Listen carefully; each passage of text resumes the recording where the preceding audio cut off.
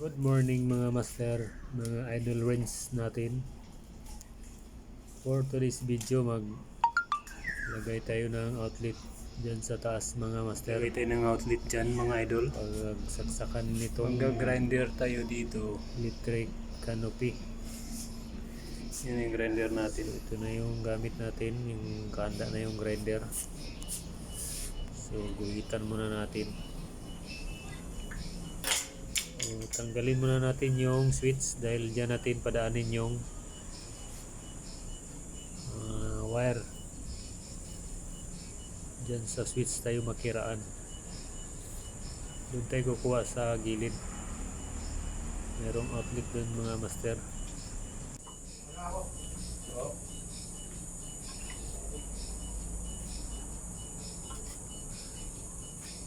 Alam mo lapis? Lapis, wala pa mo. Huwag na. Makita eh.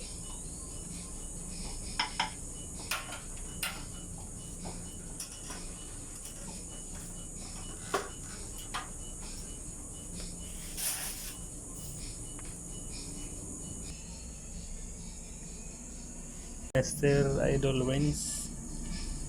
Ito yung plug sa kanyang electric canopy. Yan. Electric canopy yan mga Idol Wins.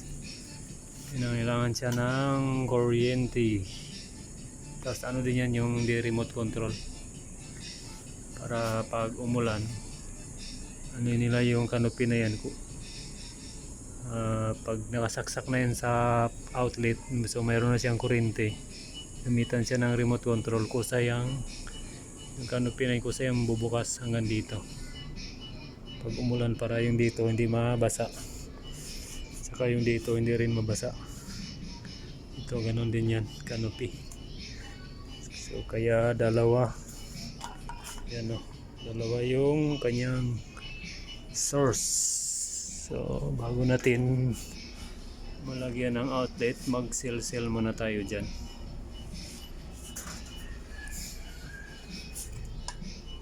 So dito tayo kukuha ng source dyan, yung outlet na yan. Yan tayo dadaan. So mayroon naman tong ano dito, ito mayroon na siyang 110 volts. So magdagdag lang tayo na isang wire papunta doon galing sa outlet.